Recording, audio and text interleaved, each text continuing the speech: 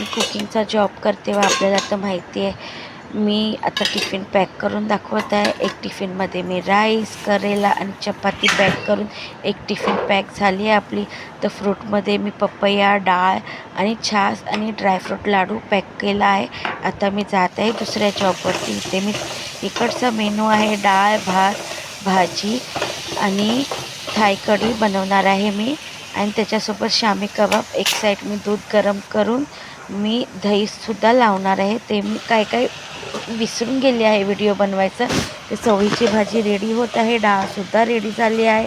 आता मी थाय कढीसाठी वेजीस कापून ठेवले होते, ते सुद्धा थाय कढी पण रेडी होत आहे. एक साईड बघू शकता.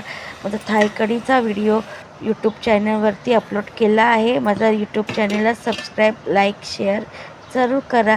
आणि मी खूप सारे शामी कबाब बनवले होते, ते सुद्धा तुमच्यासोबत शेअर करत आहे. बघू शकता. पॅक करून आम्ही फ्रोझन करून ठेवतो. आपल्याला हवे तेव्हा आपण फ्राय करू शकतो. आणि आता मी इकडचा जॉब झाले, आता मी जात आहे लास्ट जॉबवरती. इथे मी छान असा मस्त असा सुटसुटीत मसूरचा राईस बनवला होता. बघू शकता किती छान दिसत आहे मसूर राईस. ह्याच्यासोबत मी फ्रेंच फ्रायसारखे कट करून मी बनवलं होतं जिरा आलू. किती छान दिसत आहे ना.